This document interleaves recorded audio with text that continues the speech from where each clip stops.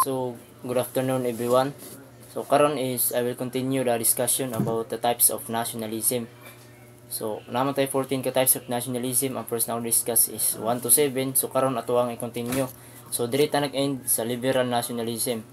So, sunod na discussion is religious nationalism. No? Usa siya ka types sa nationalism nga but pasabot aning religious nationalism is kana bitawng ang usa ka specific nga religion kay gusto nila nga na sila connection between politics, which is tungod ana nga paagi ang isa ka particular nga religion is mahimo siya bitaw nga part na kibali sa diha nga or part na kibali sa ilahang kaning national identity sa diha nga nation, no, like kanang gusto nila nga na sila influence ba, gusto po nila nga kaning na sila cooperate kung mag-cooperate sila o para na unity. Example kanang Hindu nationalism. So kanang Hindu nationalism nana siya sa India man siya, kanang Hindu sa India.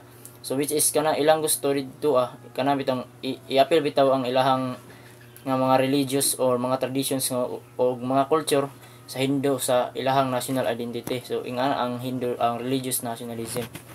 So next is natin ginatawag nga pan-nationalism. So ang pasabot sa pan-nationalism, no, isa siya ka type sa nationalism nga kana bitang gusto gyapon nila nga i-unite, gusto nila nga i-unite ang kanang mga tao or uban nga country nga naa bitaw sa kanang naay same og mga culture, mga traditions, mga language or mga history baka no, bisan patuod sila is nagkalahi sila og lugar, na sila nga lugar. Ilang tuyo kay gusto nila na nga itaguyod yun nila ang ilahang bitang karapatan or interest o kung sa ilahang kanibitang mga tinuuhan nila sa ilahang mga culture and traditions. Example ang pan-Arabism, pan-Germanism, pan-Slavism ug uban pa daghan pa na sila. Ug also example sa diri sa Pilipinas kibali ang ato ang kuan mga culture o tradition nya namagi mga Pinoy nga nasa gawas nagpuyo sa mga laing nga lugar. So ang gusto nato nga i-unite to sila nya i-kuan gyud nato i-promote gyud nato kung unsa nga to ang ginakuan diri sa tuang sa lugar. Yung nga na siya ang pan-nationalism. So next natay ginatawag nga just pura nationalism. National identity among people living outside their traditional homeland. So kini subot pasabot, no, kining diaspora nationalism kay mga tao ni siya nga nagpuyo bitaw sa laing nga lugar. So subot pasabot wala sila sa ilahang traditional homeland. So kana sila nga mga tao is gipahalagahan gyapon nila ang kung unsa bitaw ang ilahang national identity bisan pa og napa sila nagpuyo sa laing nga nasod or country. So napabiling gyapon na ang ilahang active nga suporta or pag-concern sa ilahang traditional nga homeland. So, big example, kaning diri sa tuwa kibali ang mga Pilipino or ginatawag nato Filipino diaspora kibali. So kita nga mga Pinoy kaya mailhan ta or matawag ta nga diaspora nationalism pinaagi sa kana bitawng example pag abroad do na magtay mga kuan mga pamilya nato nga abroad sa tuon ni ana magpadala tag mga kwarta sa ato ang mga pamilya diri sa Pilipinas, no, magkuha tag mga remittance, mga packages ug uban pa, no. Ug dili lang na, so dapat nga naagihapon ang aktibo bitaw sila sa mga tungod sa mga issue diri sa Pilipinas, sa mga politics, dapat naagihapon na sila makakuha gyapon. So ingana ang diaspora nationalism, which is nagkuan sila sa nagpuyo sila sa lahi nga country sa wala sila sa ilahang national traditional homeland. So next is natin ginatawag nga stateless nationalism.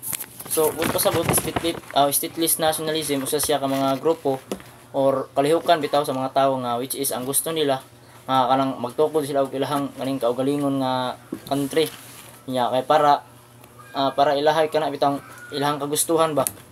So it means wala pa sila kaning tinuod gyud kaayo nga kaning nabilong kung asa sila nabilong nya kung asa sila nga state kung unsa gid sila ilang tinuod nga identity nila kay gusto man nila kaning mag-iya sila. For example sa namuha kibali o usa may kamembro sa mga grupo nga kanang naay mga same gyapon og culture, mga ethnicity baka pero ang gusto lang namo kibali na is maghimo mi og among kagalingon nga kuan kagustuhan. Like gusto namo nga dili mag-appeal ang mga gobyerno sa amoa like nga na ang iyang stateless nationalism. Anong kuha sila na state seek self-determination or independence. Without nation, state seek man. So mga pasabot sa stateless nationalism. So next is natin itawag nga national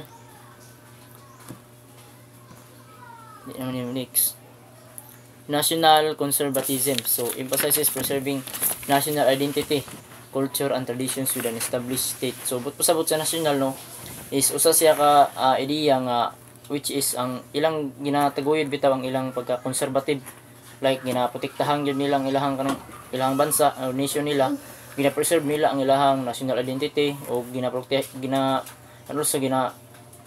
gyud nila ang ilahang na kung unsa ang ilahang mga culture, mga tradition or kung unsa baka ang ilahang kung naa sa ilahang country. Example kana si Donald Trump.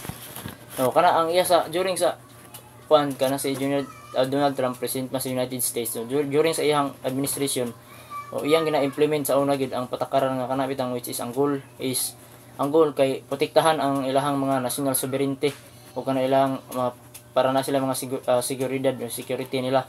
For example, naghimo sila og mga borders wall sa boundary nila sa Mexico nga lugar. So ingana ang national conservatism na sila pagka-conservative sa ilahang nation. So next is natin gitawag nga ay also sa another example sa kuang kibali tuwa gyapon sa Pilipinas kani national conservatism. Another example ani sa tuwa kay pranang sa West Philippine Sea kana ato ang ginaprotektahan na gina-conserve nato na kay atong ginakuan nga atoa gina. So muna isa ka example sa national conservatism. So next is natin ginatawag nga revolutionary nationalism, advocate for unity and independence through revolution and radical change. Subot pasabot ang revolutionary nationalism no kini nga mga ideya or types sa nationalism kay gusto nila kaning magbuo bitaw sila og ilang grupo or mag-unite sila kay tungod ilang gusto is na sila pagbag-o nga ang gusto nila nga nay pagbag-o ang pagdagan sa ilahang lungsod or country. Kay ang rason wala na sila kasabot sa pamaagi or mga patakaran sa ilaha nga or sa nagdumala ba wala sila kauyon. So mugna sila ilahang grupo which is ang gusto nila kanang mag-seek sila og independence. Og nay pagbag-o dapat na radical change. So pero kay ang ilahang mismo nation man kay pero ang ilahang kanang kibalin ang nagdumala diha nga nation is wala man kay ning uyon sa ilaha. Marang mukuan na lang sila kung nagkuan pa nagkudita na sila magrebelde pinaagi sa mga kanang revolution. For example no sa kanang mga NPA no New People's Army ang gusto na nila is kanang tinuod yun mga justice nga kuan kay katungod wala man sila ka uyon sa patakaran sa mga gobyerno mo nang nagingana sila na rebelde. O another example ang kaning kato sila Andres Bonifacio no nagkuan sila og revolution kikig yun ang gusto nila nga naay independensya ang Pilipinas yun. So muna isa example sa revolutionary nationalism. O karon na ang last is natay ginatawag nga left-wing nationalism. Ano to? So left-wing nationalism combines nationalism with socialist or leftist ideologies promoting equality and anti-imperialism. So kining left-wing is usa ka type sa nationalism nga which is kanisa bitaw siya mga ideya nga kana bitaw naagyo dapat ang kaning pagkapantay ba sa nga pagtrato or equality ba sa ilahang community. Also dapat yun nga dapat ilang ikonde ang dapat na ay paghigugma sa inyong nasod no nakay kaning ginatawag nga self determination. So mo na siya ang left-wing nationalism. So mo to tanan ang types sa nationalism no gikan sa primero sa ethnic nationalism hato diri sa left-wing nationalism. So 14 sila kabuok. So matutanan salamat kay sa pagpaminaw.